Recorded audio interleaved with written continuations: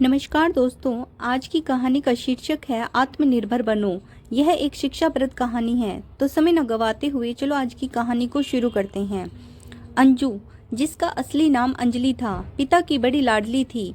पिता सूरज सिंह गांव के सरपंच और मां घरेलू महिला। उनका पूरा दिन घर व खेतों के कामों में निकलता था। 3 बड़े भाइयों की इकलौती बहन थी, जिसमें सबकी जान बसती थी। घर आंगन में अंजू का खिलखिलाना जैसे किसी गरीब को स्वादिष्ट पकवान मिलने जैसा था। बिटिया को पूरे समय अपनी नजरों के सामने रखते, खूब लाड जताते। धीरे धीरे अंजलि बड़ी होने लगी। भाइयों के साथ जब स्कूल पहुंचती तो मजाल था कि कोई उसकी ओर आंख उठाकर भी देख ले।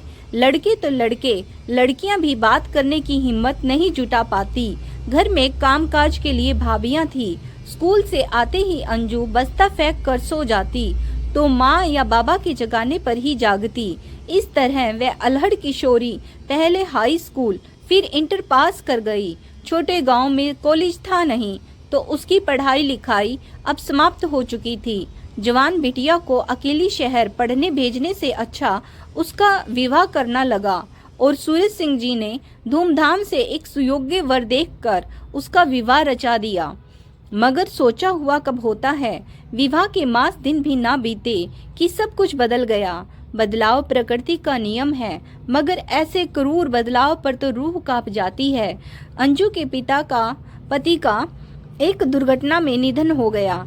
1 महीने में ही वह विधवा हो गई। उसका सारा जीवन ही बदल गया। ससुराल वाले उसे अब रखना नहीं चाहते थे। उन लोगों के लिए अब वह मनहूस हो गई थी। विवाह वाले दिन वह कितनी खुश थी। उसके सांवले सलोने चेहरे पर सोने के बड़े बड़े झुमके कैसे डोल रहे थे। लाल बनारसी पहनकर जो लाली दुल्हनिया विदा हुई थी, वह आज एक विधवा के रूप में अत्यंत दयनीय दिख रही थी। आज धुंधली आंखों में जो चेहरा नजर आया, वह रूप उस रूपसी से कितना अलग था।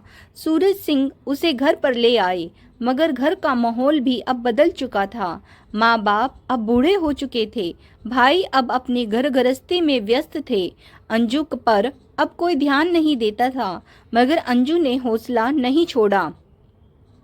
एक दिन अंजू के पास पड़ोस की एक चाची आई।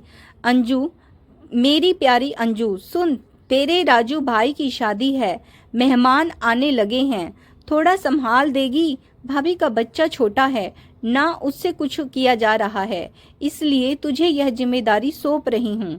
अंजू कहती है, अपने परिवार को सहेज लिया, अब आप ही बताइए कि इसमें मैं क्या कर सकती हूँ।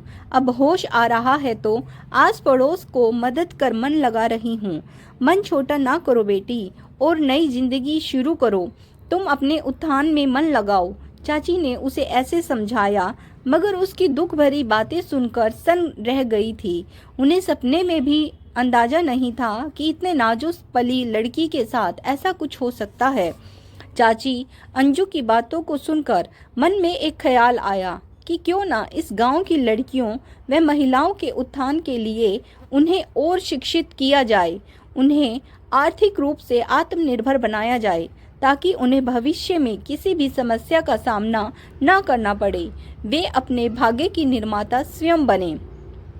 राजू के विवाह के कुछ दिनों बाद ही चाची जी ने अंजू के पिता के सहयोग से अंजलि कार्यशाला की स्थापना की, जिसमें गांव की सभी लड़कियां सिलाई कढ़ाई व बुनाई की ट्रेनिंग करने लगीं।